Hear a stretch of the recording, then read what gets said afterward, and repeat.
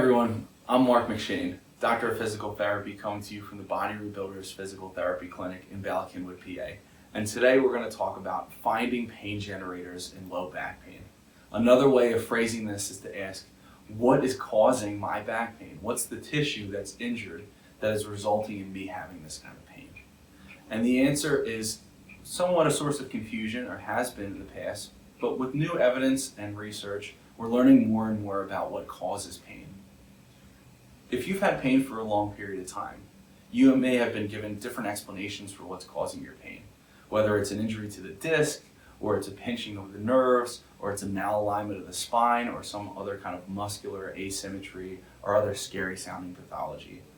Now, these are absolutely valid concerns and factors that we would want to investigate, but it turns out that back pain is a little bit more complex than this. The fact of the matter is only about 15% of people have some kind of what we call pathoanatomical cause for their pain, meaning that only 15% of people who have chronic low back pain have a tissue that we can point to and say, this is what's causing your pain. That means that 85% of people, the vast majority of those who have chronic low back pain, don't have any individual tissue injury that we can attribute their pain to. Let me give you an example of how this works in the real world. A patient comes into the clinic. Over the past year, she's had on and off low back pain, similar to some symptoms that she used to have when she was younger that had resolved. And when she was younger at the time, the doctor had contributed her low back pain to an injury to the disc. But since that healed up, she went for a long time without any pain. And then she started noticing a resurgence of that same kind of pain over the past year or so. Now, the doctor sends her for a new MRI to take a look at the back, and the results are in. There's nothing wrong. There's no disc injury, the discs are where they should be, the vertebrae are where they should be. There's no injury to the nerve or to the muscle, and yet she continues to have pain.